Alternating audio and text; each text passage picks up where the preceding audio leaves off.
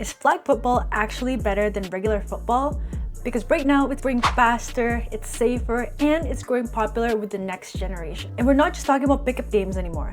High schools are adding teams, colleges are adding scholarships, and it's literally going to the Olympics for 2028. So this isn't just a trend, this might actually be a shift in football. Hi, my name is Rain, and this is the Sports Reset.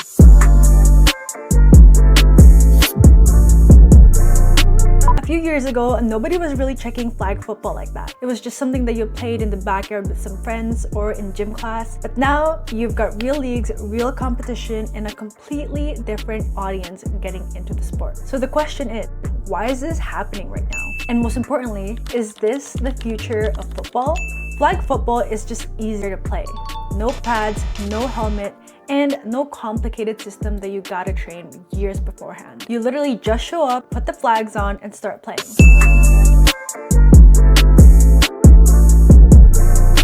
And that matters more than people think. Because with people like me, we don't want the commitment, we don't want the expensive gear, and we definitely don't want to risk getting injured.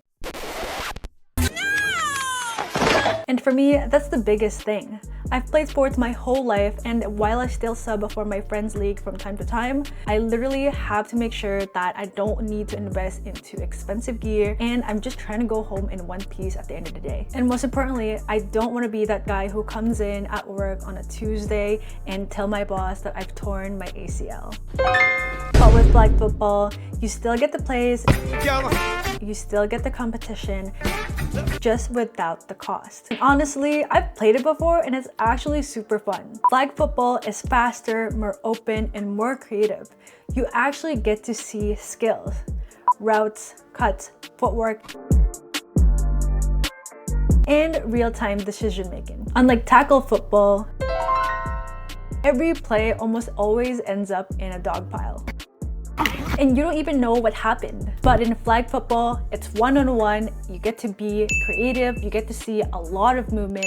It's basically playing basketball, but in a football field. And because you're not worried about getting hit, you get to play it more freely, with a lot of freedom. And freedom is what makes it so addictive. But let's be real, the biggest reason that this sport is blowing up right now is because women are taking over. The numbers are actually crazy. Girls flag football nearly reached 70,000 high school athletes, which is a 60% increase in just 1 year. And almost 1,000 new schools added teams within that same year. That's not normal growth, that's a takeover. And it doesn't stop there. In youth sports ages 7 to 17, participation hit around 2.3 million players.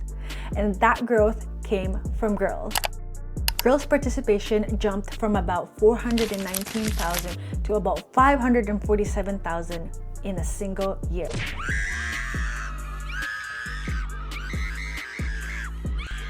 While boys' participation dipped slightly.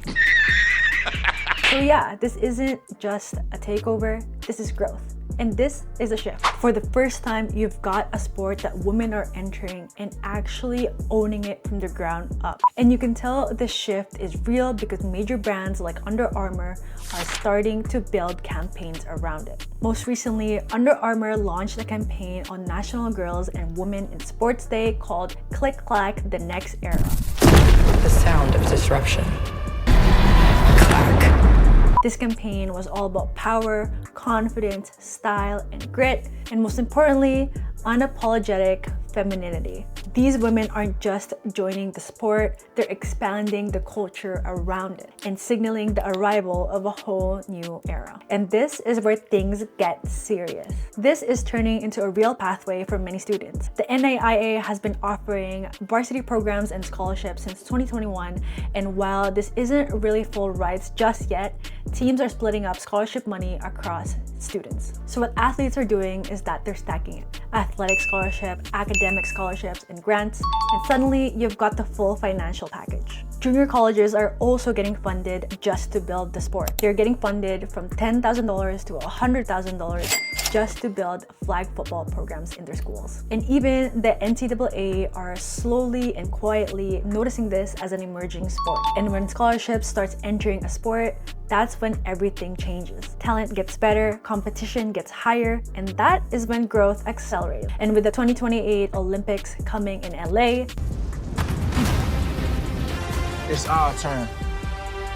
this is literally in its early stages. And then there's something that people don't always say out loud, and that is safety. When you actually look at the data, youth tackle football players experience 18 times more head impact and about 19 times more head impact in games when compared to flag football. So yeah, when parents are deciding whether to put their kids into flag football or regular football, I think the answer is obvious. The NFL sees all of this.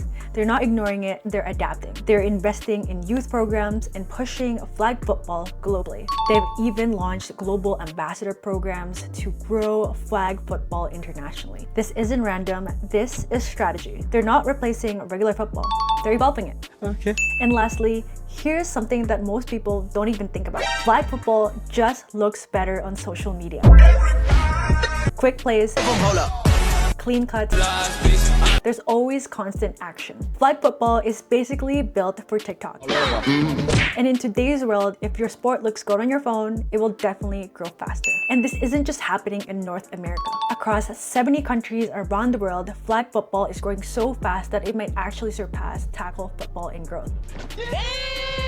Think about that, a possibility in a world where the non-contact version is more popular than the regular version worldwide. So when you really look at it, it's not a sport that's just growing. It's a sport that's changing. And while it might not replace regular football, it might replace the way that people experience football itself. Nice. And we're all watching it in real time. If you're interested in more sports news and sports culture just like this, make sure to subscribe to the channel. We're breaking down what's really happening behind the sports and behind its culture, and I've got a lot more coming.